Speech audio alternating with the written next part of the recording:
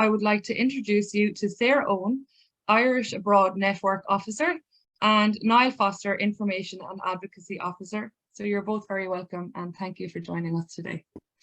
Thank you very much, Ellen. That's great to be part of today, and hello everyone. We have some slides that we're going to get up on the screen in just a moment, and we'll be chatting through. But as Alan said, if you have any questions, just pop them in the chat box, and we'll get to them at the end. So maybe Judith, if you could share those slides, that would be great.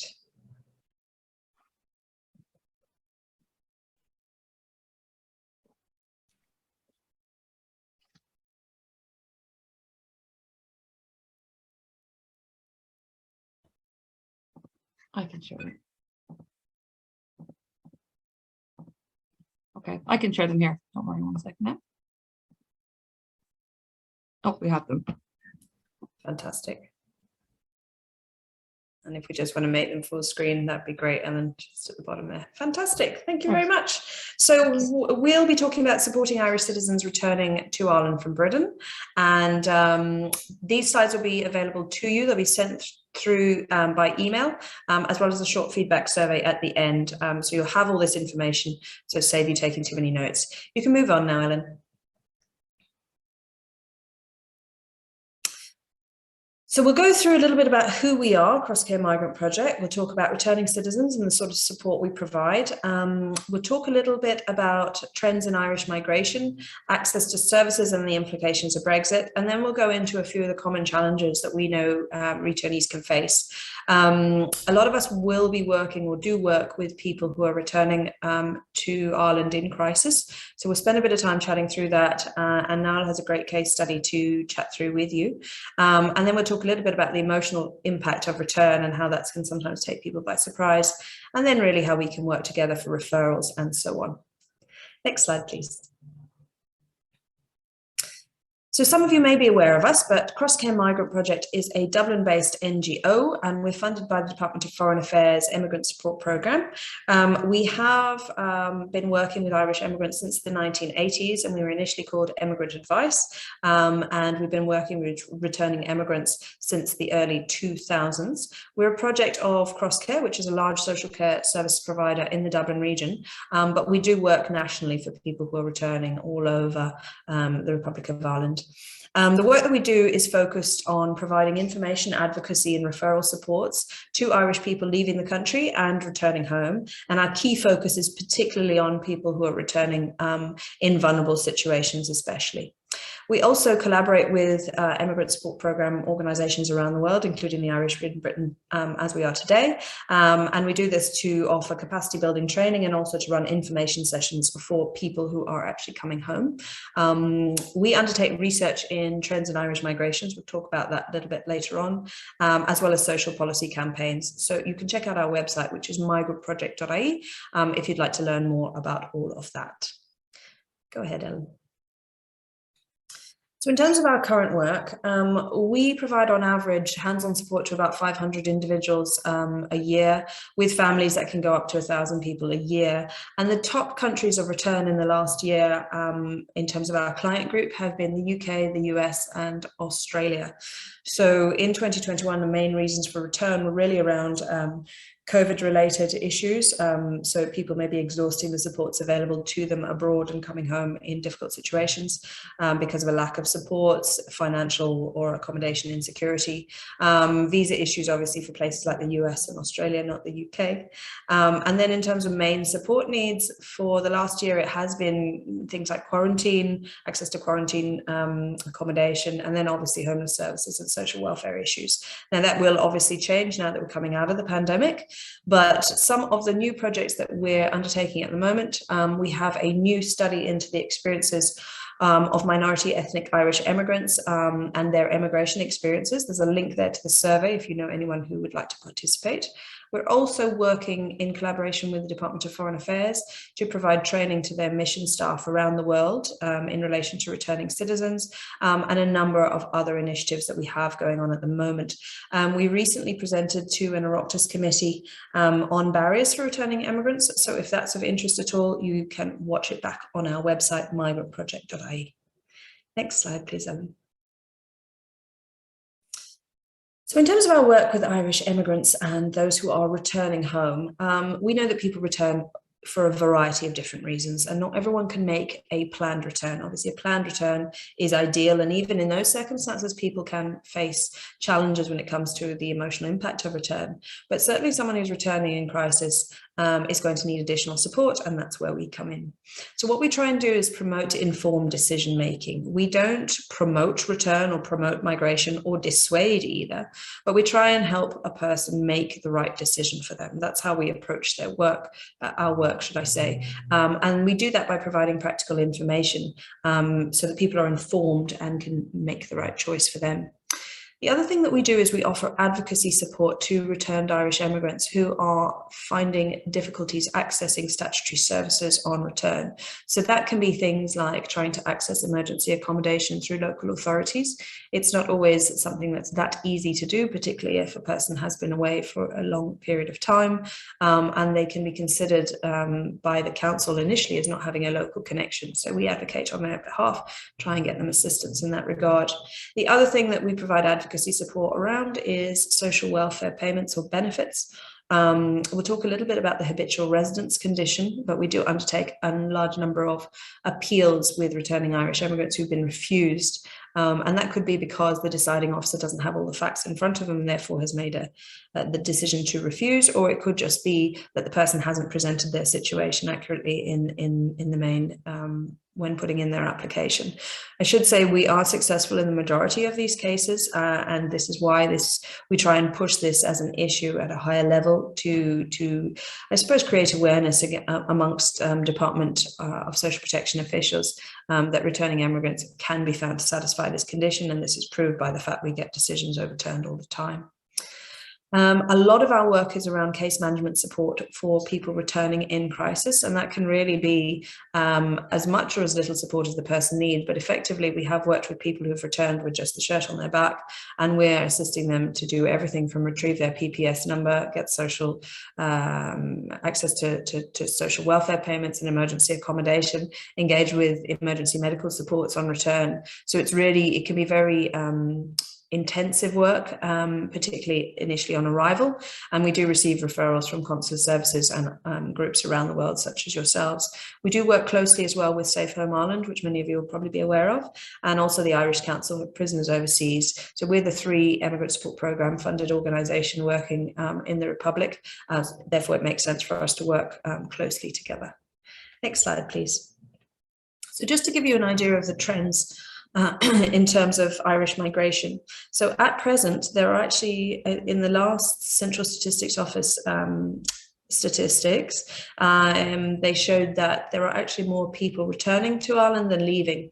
In the year to April 2021, I should say, there was 22,000 people who emigrated, whereas there was 30,000 people who returned to Ireland. Now, these statistics are very useful to have, but they do have their limitations. So we don't know of those 30,000 people where people are coming from necessarily. We also don't know whether they are actually staying in Ireland or if they're deciding to return or re-emigrate elsewhere after that. But it's just interesting to note the trends there.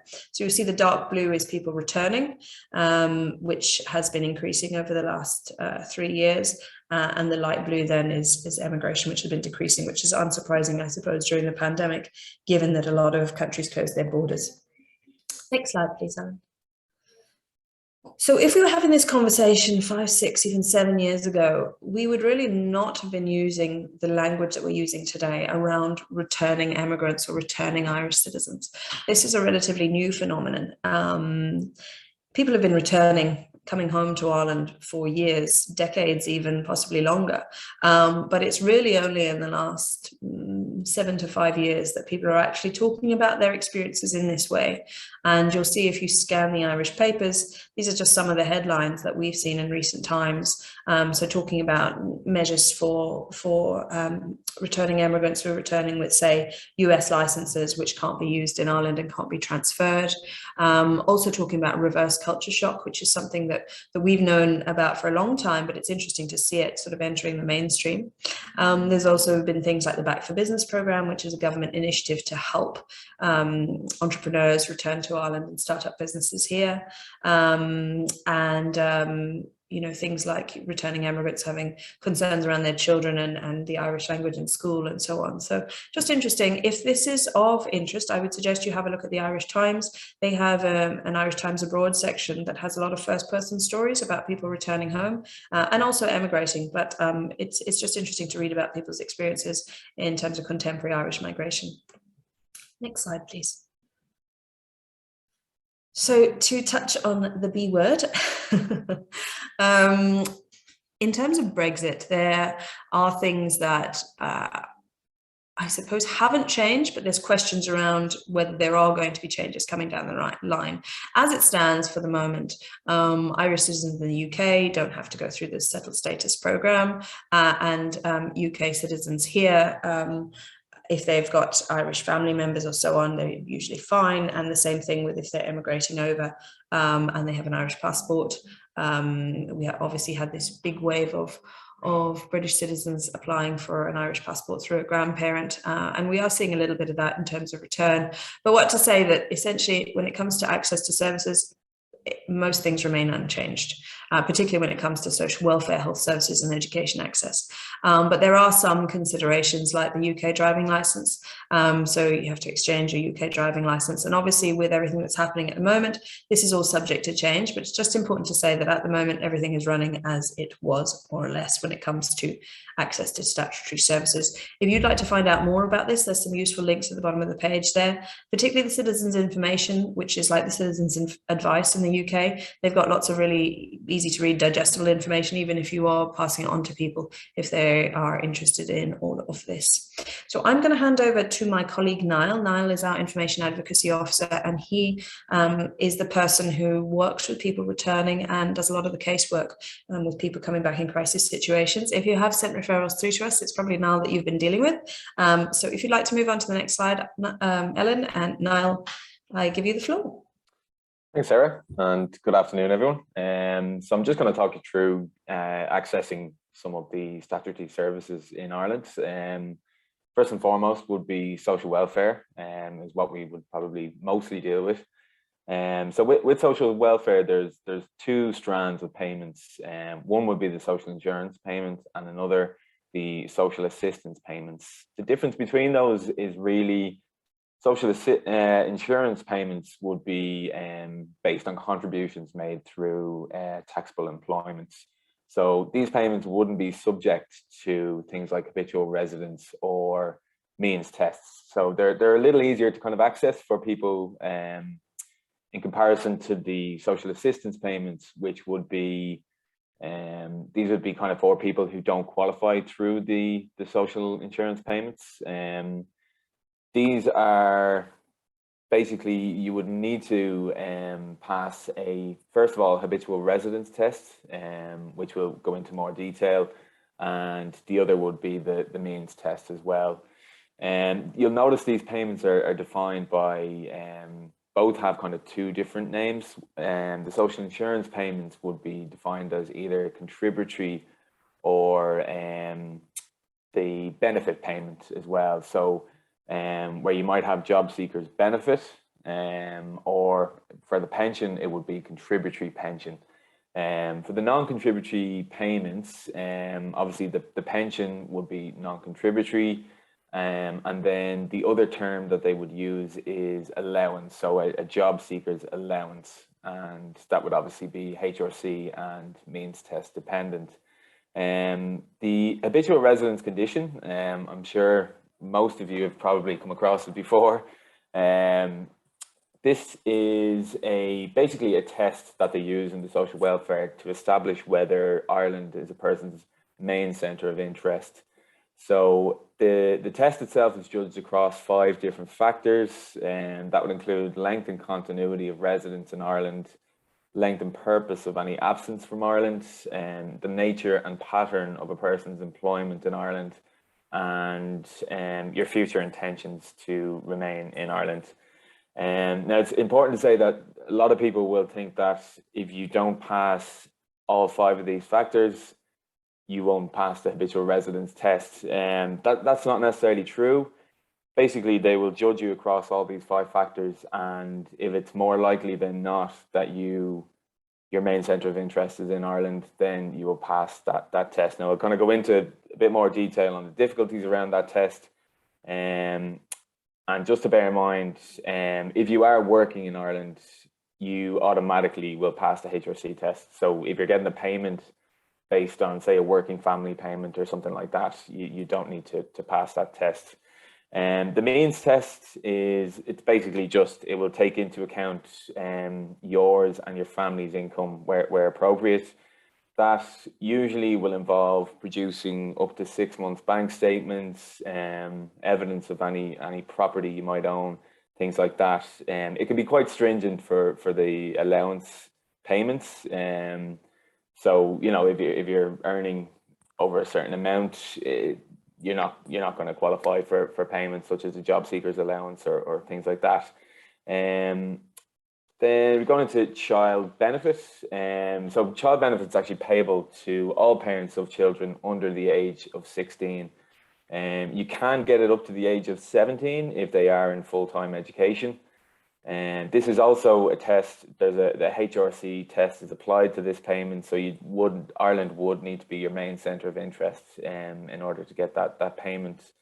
Now there are certain rules around those who live, say, in Ireland and work in the UK, or vice versa. So if you work in the UK and live in Ireland, you actually should receive a UK child benefit, but you can get a top up of Irish child benefit to the amount. So that basically there's a difference in the amount that you would get in the UK in comparison to Ireland. So you can actually get topped up with an Irish child benefit payment to the amount that you would have received if you were living in Ireland. And if you live in the UK and work in Ireland, you should apply for the Irish child benefit. And similarly, if you live and work in Ireland and your partner works in the UK, you should also apply for the child benefit within Ireland. The exceptional needs payment, so this is actually, we've been kind of chatting on this over the last week. They've actually changed this payment to what's called the additional needs payment. And it's kind of a reaction to the cost of living crisis. So where before it was really kind of a payment that was exclusively for people that were on social welfare payments, now you can apply for that payment if there is, say, an additional need. Say you couldn't afford to pay the cost of electricity, if you couldn't afford to, you moved into a new private rented accommodation and you couldn't afford to furnish it, you can apply for that payment. It is a discretionary payment, so there is, you know, it's kind of up to the deciding officer, the community welfare officer, to provide that payment or not based on the evidence that you give. Then we're looking into the medical card. So the medical card is, as you can see there, it's a means tested payment. So it's a very, very stringent test for the medical card. It's also similar to the HRC. There's a kind of, you have to be what's called ordinarily resident. Ordinarily resident, it's not as strictly applied as HRC. It's basically that you're currently living in Ireland and you're expected to live in Ireland for at least a year. So if you can prove that through lease agreements, things like that, and you obviously pass the means test, you would qualify for the medical card. Okay, the GP visit cards, so it's basically similar to a medical card. It will cover the costs of GP visits, but it won't cover the cost of hospital care or prescriptions and things like that, where the medical card would. So it's free for under 6 and over 70s. If you're getting things like carers allowance or domiciliary, you can also apply for that. And again, it will be means tested. Accommodation. So that's a very, very tricky one at the moment in Ireland. And I'm sure that if anyone has had to returned to Ireland, they've kind of very quickly kind of have noticed that things are quite difficult at the moment in respect to that.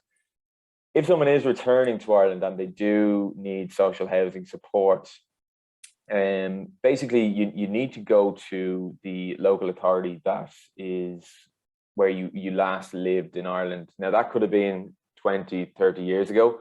But if you can prove that you have a local connection to that area, whether it be 5, 10, 15 years ago, that would be the most appropriate local authority to go to and apply for social housing supports.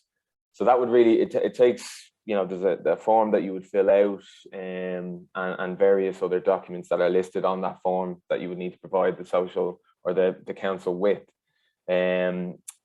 That thing, just around that wording there, the local connection. Obviously, if you can prove that you had lived in an area for X amount of years before moving abroad, you would have an established local connection there. Other ways of establishing local connection, if you have close family ties in an area, so if you've come home to Ireland and most of your family are living within a certain, like North County Dublin, you would go to Fingal County Council, you would provide evidence that all of your close family are living in that area, and they would be the appropriate council to apply to. The waiting list is one thing that I suppose it's very different in Ireland to the UK in terms of how long people will wait on a housing list. When you apply, you're probably looking at the moment, up to 15 years before you'll actually be offered social housing. It is different for people over 65. They will more, and they've gotten better at it in the last few years, of making sure that particular cohort is looked after. It still can take up to 5-10 years in depending on the council area. Now, what there is in replacing that, because people will be sitting on waiting lists for many years, is the housing assistance payment. Now this has actually replaced the rent supplement, which used to be given, still is in some cases where people don't qualify for the social housing list, but this has basically replaced the rent supplement.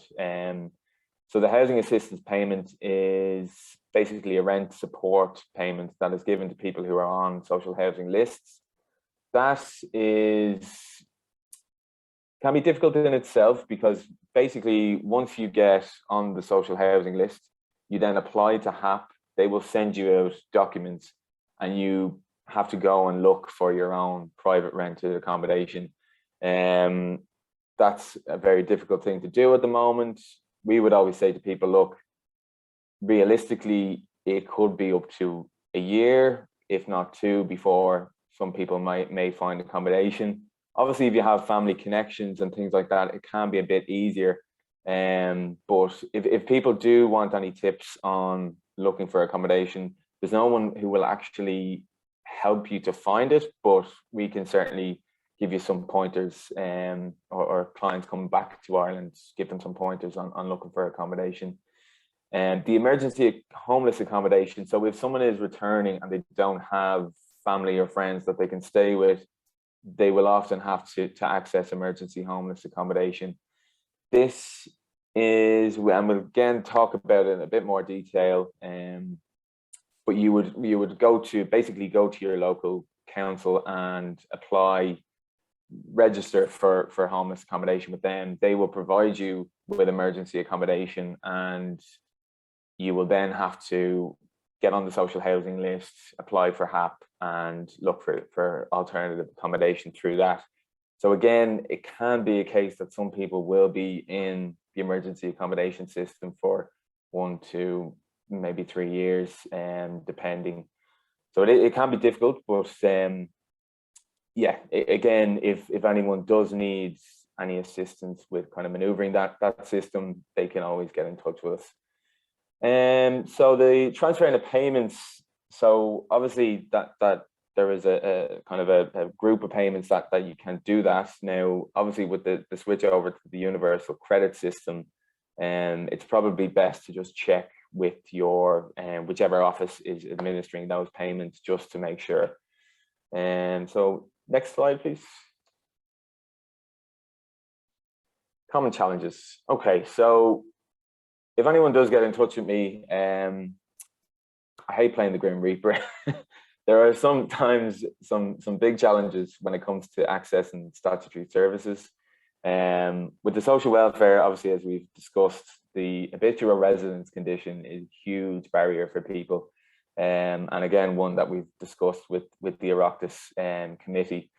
So the habitual residence condition, there is an issue at the moment with how it's applied to people. Often you will get deciding officers who will basically just term someone as not habitually resident without really taking in all of the factors of the situation, and they will push that out to an appeals process. So that's an issue that we kind of regularly have with people coming home, and the appeals process can be, as we say, quite lengthy. If someone applies for a payment, they can always contact us. We will help them with what's called a review of that payment, with the deciding officer. More often than not, it will be pushed into the appeals process. The appeals process can take around max 4 months, but sometimes it can take longer if it is pushed out into appeal of an appeal. So we would generally say to people, look, contact us, we will help you through that process, because sometimes people will put in an appeal themselves, and they might not really be making a strong case for themselves. We will go through the kind of statutory instruments and things like that, just to kind of make it a strong appeal. And yeah, as I said, if people do need to engage in that process, I would always recommend getting in touch with us. The homeless services, as we've said, it's very difficult to actually access homeless services at the moment. We do have people who will arrive home, and councils will kind of put them through the whole rigmarole of, oh, this is in your local council area, you need to go to this place or that place, or so it can get kind of a bit difficult in the beginning. Now, obviously, with a bit of advocacy sometimes, which is needed, we can get people placed. There is a very limited availability of homeless accommodation at the moment, and it's probably why we're getting a lot of kickback from councils. So that can be, I suppose, getting in touch with us and kind of flagging someone's situation before they arrive back in Ireland is really key, because what happens sometimes is someone will arrive, they'll say, I'm homeless, and they might end up having to sleep rough for a few days, a week, until we can get the councils to accommodate them, which is really not obviously an ideal situation, but it's just a reality at the moment with the low availability. The Dublin entry point versus the local connection. So I suppose Dublin is obviously, a lot of people will fly into Dublin Airport. They will try to access homeless accommodation in Dublin, and if their local connection isn't in Dublin, they will be told, no, you need to go here, or Galway, Cork. We can, in certain cases with advocacy, we can get them accommodated in Dublin for a short time until we liaise with the appropriate council. The access to third level education. So obviously it's coming from Britain, it'll be a bit easier in terms of the rules around that. So there is a higher rate of fees if you're coming from outside of the EU. So we do get this with people coming home from the US or Australia with children, and they've lived out of the country for a few years, and they would kind of assume, given that they are Irish citizens, that they would access that the lower EU rate. But unfortunately, you have to be living inside the EU 3 of the last 5 years. Now, at the moment, that's all still in place for the UK. We're not really sure what's going to happen given what's happened over the last week, where that's going to go. But I suppose we'll all keep in touch, and if there is any updates on that, we will meet them when they come. Other issues as well, I won't go into too much detail on them. GP and school places, always quite challenging, particularly with GPs at the moment. A lot of people have kind of reported that they've had issues finding GPs. If people are arriving back in crisis, we do have connections to emergency GPs for anyone that can't either afford or is in, say, a homeless situation and can't access GP services.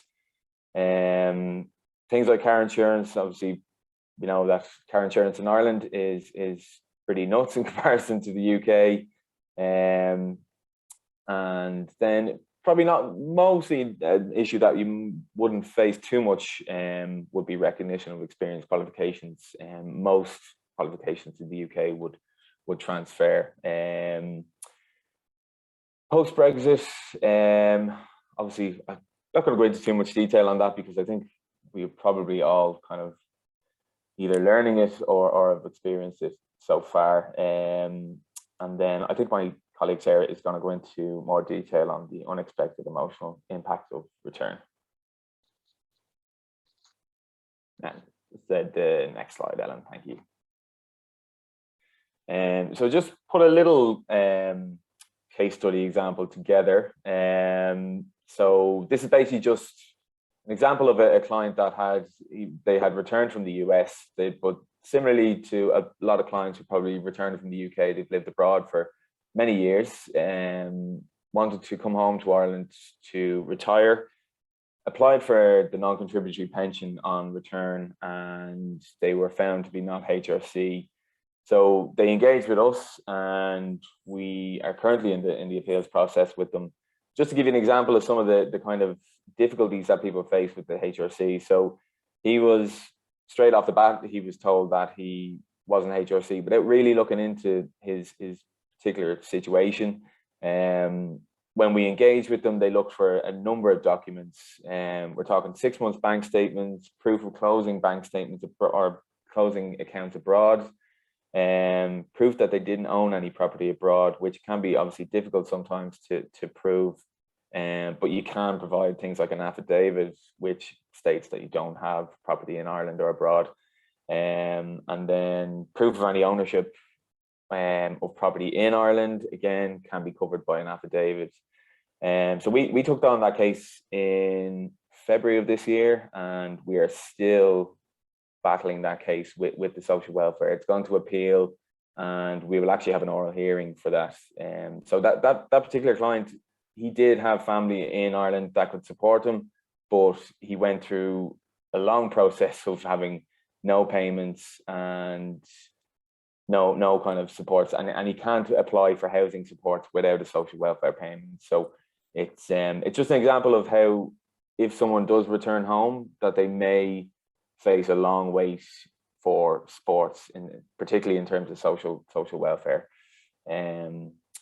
So yeah, that's just a kind of a brief on that one. And next slide. Thank you. So obviously we would have a lot of cases of people returning in crisis.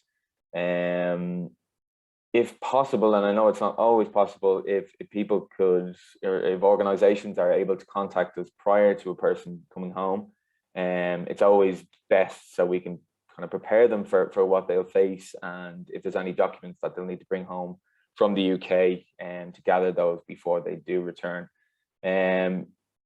I've kind of discussed already about presenting to the local authority. It's a very similar, if you're returning home, you need to go to the local authority for your particular local connection area.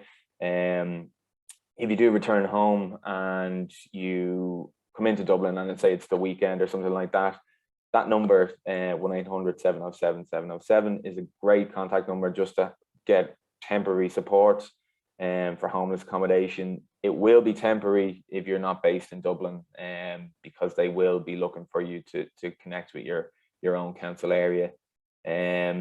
Photo ID, just to kind of sidetrack on that, the photo ID is hugely important for accessing homeless accommodation and for a number of different things. So just making sure that they have some sort of ID on them is really important in that respect.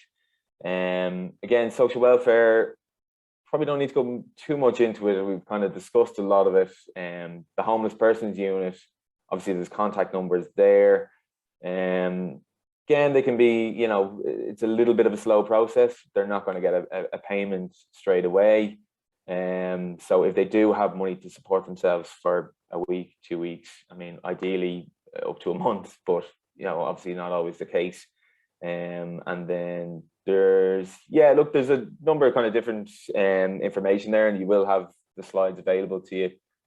Just in terms of the other contacts for emergency medical help and deportation, things like that. So I won't go into too much detail on that.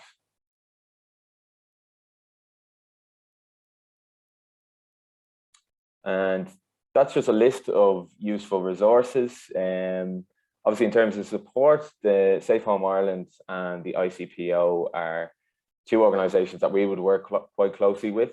Safe Home Ireland obviously are very good for particularly people of retirement age returning home without any housing. They can actually support them prior to returning to Ireland to get into things like social housing or the approved housing bodies. They would work quite closely with for connecting people into accommodation on their return.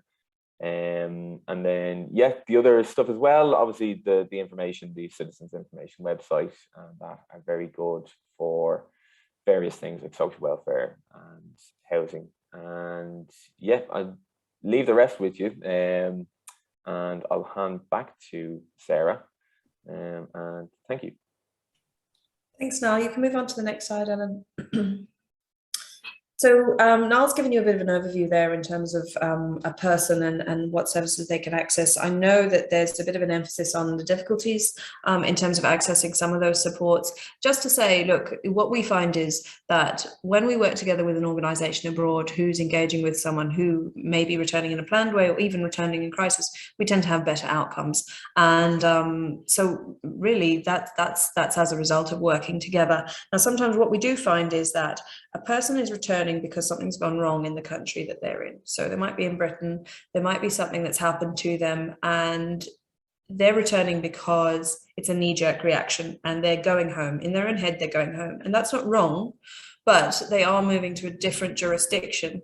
And that can make things a little bit difficult for them, particularly once they're back here and they're trying to reestablish themselves. They may not have the documents they need. They may not have stopped payments in the UK. So if they're engaging with an organisation like yourselves, it can always be helpful to look at what is the situation in the UK for them, and are there actually supports in the UK that they could be engaging with to actually help them to stay where they are, or if they're adamant they're coming back to Ireland, can you engage with us prior to their return so that we can try and get a few things sorted beforehand.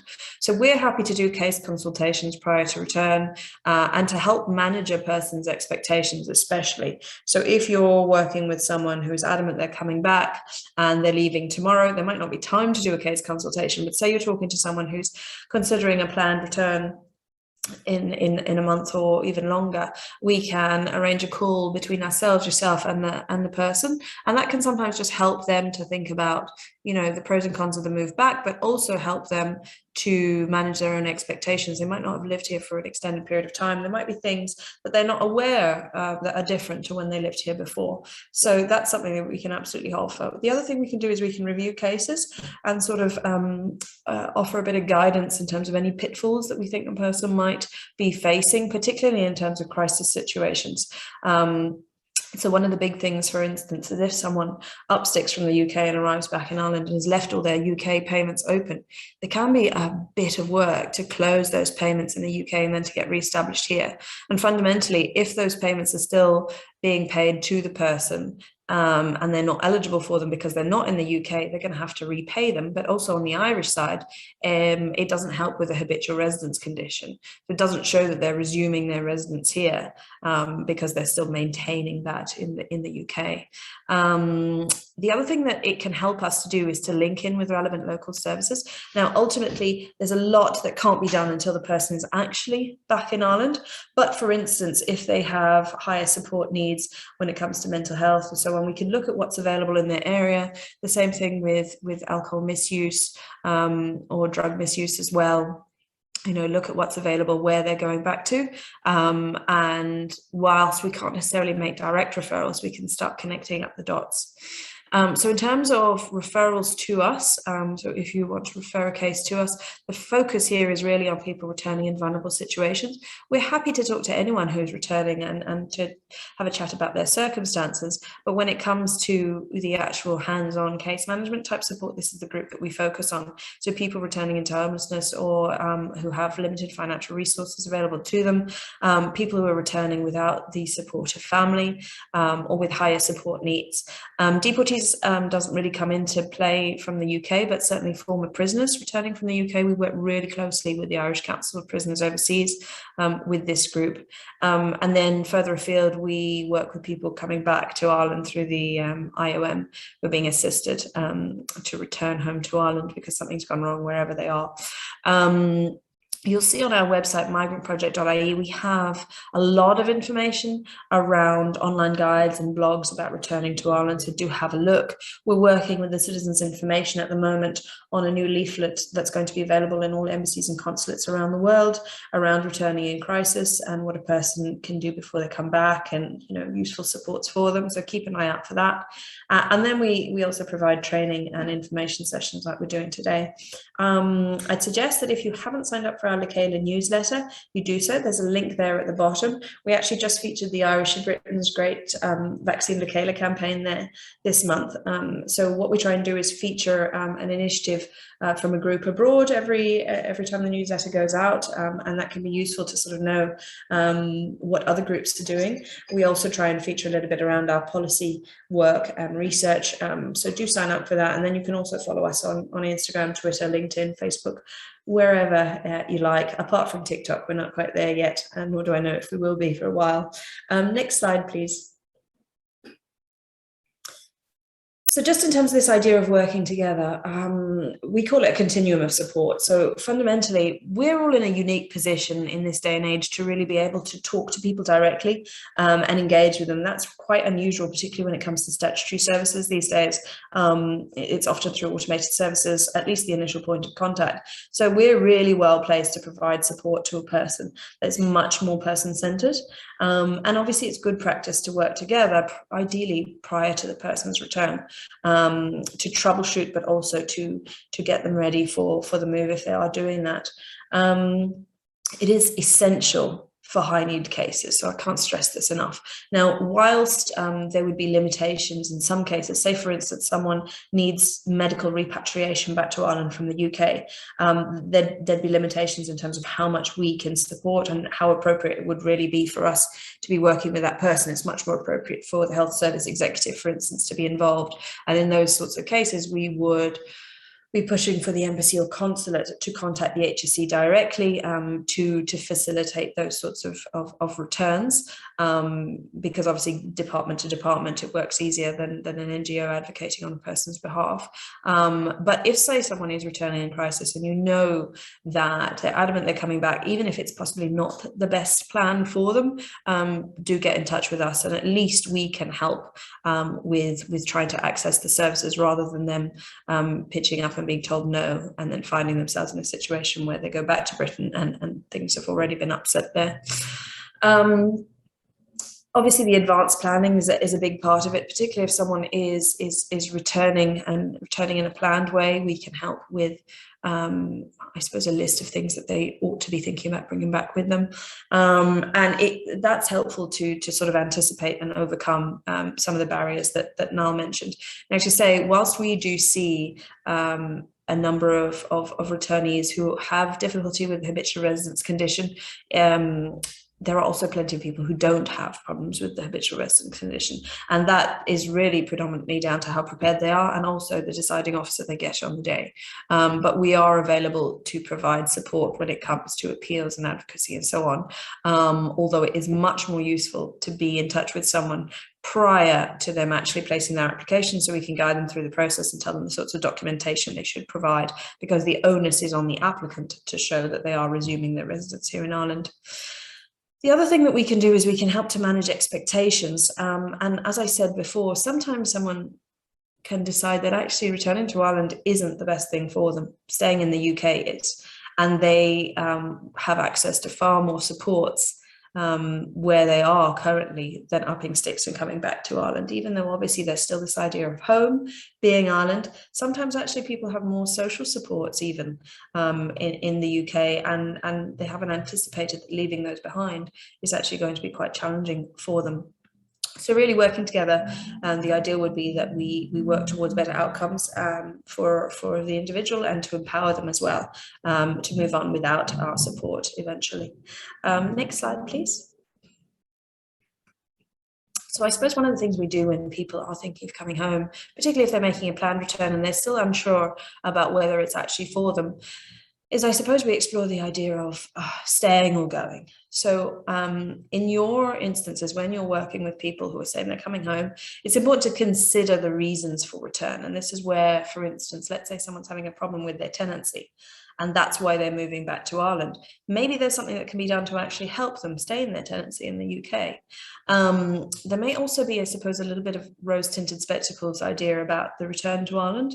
And that's not to be condescending or anything. It's just obviously, if someone has been gone for some time, there's changes they may not have anticipated.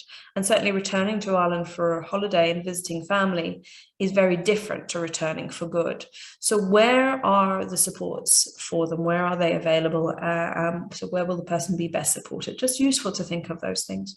And then particularly amongst people who are older, it can be common to want to return to Ireland, but it is important again to consider what support networks are available. And Niles mentioned Safe Home Ireland, and I see there's a question there in the comments about it. But Safe Home do provide assistance when it comes to accommodation for older people who are renting abroad, and it's certainly worth exploring that option if you're working with someone who is in that age category and in that sort of situation, because it can be very helpful to engage with Safe Home, who will then put the person on a housing on a list, I suppose, a waiting list for housing, and it can be the case that they can access housing and move straight into it on their return, but they will have to be overseas while they're waiting for their application to be processed and for appropriate accommodation to become available.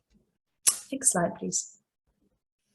So we talked a little bit about this at the start, but just to come back to it, returning home is it's returning home, but it's also re-emigration. It's moving from one jurisdiction to another, and with that comes all the, I suppose, technical aspects of orchestrating a move between different countries, and sometimes it can feel like, for the person, if they are encountering barriers on return, that they're not being welcomed back in Ireland, and that's totally understandable, and it might not have been something that they anticipated.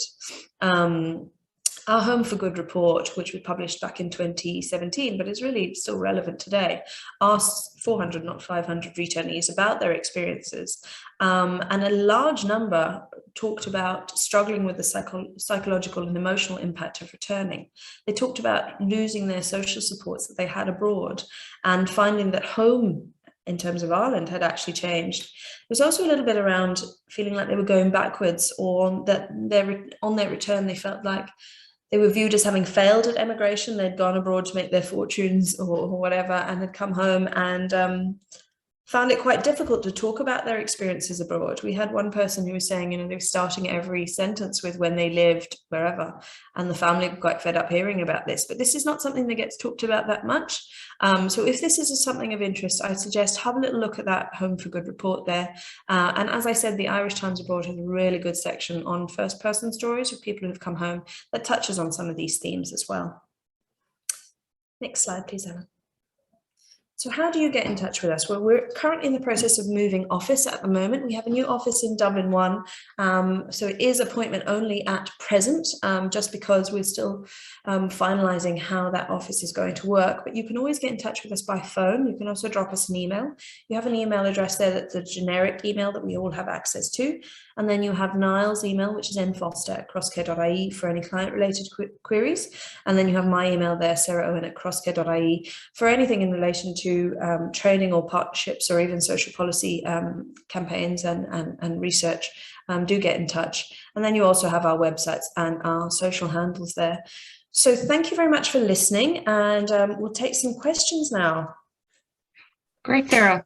Sarah, Niall, thank you both very much. That was a very interesting session. I certainly learned a lot. It was really interesting to hear about the struggles and challenges of returning to Ireland and to be made aware of the supports available and the great work that you do at Crosscare Migrant Project. So thanks very much for that.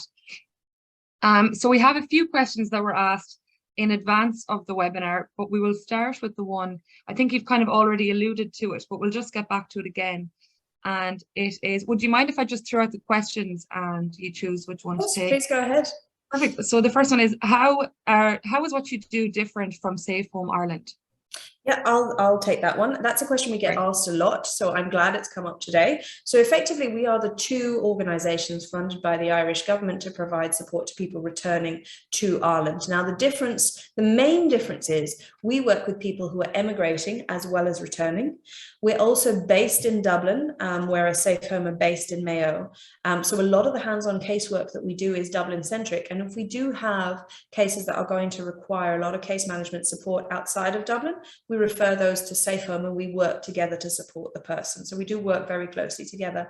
The other difference is that Safe Home traditionally worked a lot with older Irish people returning particularly from the UK, whereas we've traditionally worked with people returning from all over the world of all age groups. So what we try and do is to try and pool our experiences and expertise to support people. So we might find that someone starts off engaging with us and we end up referring them on to Safe Home, or indeed vice versa. So whoever you contact, it's good that you have contacts for both organizations, and you may find Safe Home, if you're contacting them, they might refer you on to us and vice versa. But those are the main differences. Hopefully that answers the question. Great, thanks very much, Sarah. Just another one that came in there is there any way that people can call from the UK without paying high phone costs? Unfortunately, not for ourselves. The best thing to do would be to organize, to drop us an email, and then what we could do potentially is to organize a WhatsApp call. They can contact us on WhatsApp, and then that way it's free, but through the phone line, unfortunately, there are charges. Great, thanks very much for that. So another one that just came in there, is there any way to improve the experience of people applying for first-time paper application passports? Huge delay of more than 6 months, fees not being refunded if application is unsuccessful. Listen, it's a problem around the world, and even applying for an Irish passport in Ireland, that is a problem, and it's something that I know the department are aware of. I think part of the issue was that a lot of the staff from the passport office were actually moved over to dealing with COVID-19 related payments during the pandemic, and so there's been this huge backlog. I mean, I know that I applied for a passport for my young son, and it took 4 months, and I'm applying from Ireland, so I can totally appreciate the frustrations around that. And what I would say is raising it with the embassy is probably the best route for yourselves in the UK. Great, thanks very much. I will keep an eye on the chat as I'm asking these questions that were asked in advance. So the first one is spousal income assessed for the Irish state pension? Now, would you like to take that one? Yeah, so as we discussed with the contributory pension, so the social insurance, it wouldn't be, but with the other kind of the ones with the means test, they would be, yeah. Great, thanks very much. And the second is, can the child's father apply for child benefit? In the case where it would be a single parent, yes, but usually if it is a couple, it is actually the mother that would have to make the application in their name. Okay, great, thank you. Is there a charge to attend the emergency room of a hospital? There is €100. Yeah, so that wouldn't be, unless sometimes it might be covered if you have private insurance, but even in public, it is €100 to access the emergency room. Yeah. There's also the point that if someone does have a medical card, so say for instance you have someone who's in receipt of a UK pension, they can get the medical card when they come back to Ireland. If they're not in receipt of the Irish pension, if they are in receipt of the Irish pension, they have to go through the whole application process, but usually they're successful. But yes, with the medical card, they don't have to pay that fee either. So that's helpful to know. Okay, thank you for that. And the last one is, are there any specific counselling support available to returning Irish emigrants at a low or no charge?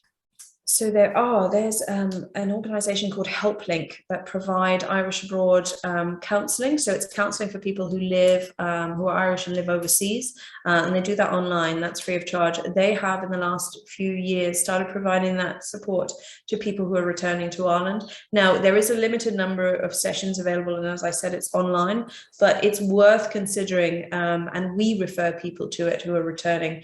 Say even someone who's returned in crisis, once the dust settles around the practical emergency supports that they need, we do refer people on to HelpLink, so that's worth noting.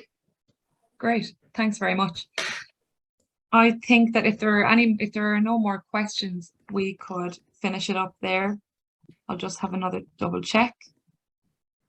No, I think that's everything. That's great. Yeah. If it's okay, I just popped in the feedback form that we have. Actually, Ellen, I think for some reason I've sent it directly to you. So I'll just send it again. There you go. So if you wouldn't mind, this just helps us to improve our sessions and helps us with our own learning. So if all participants would be happy enough to fill that in, it's very quick, it's only a few questions. Tell us what you liked, what you think we could cover next time. And thanks again for being part of it. That's great. Sarah and Niall, thank you both very much for joining us today and for hosting a very informative and interesting session. Thank you very much, and thanks to all the attendees for joining today, and I hope you all have a great day. Thanks a lot. Thanks. Bye-bye. Bye-bye.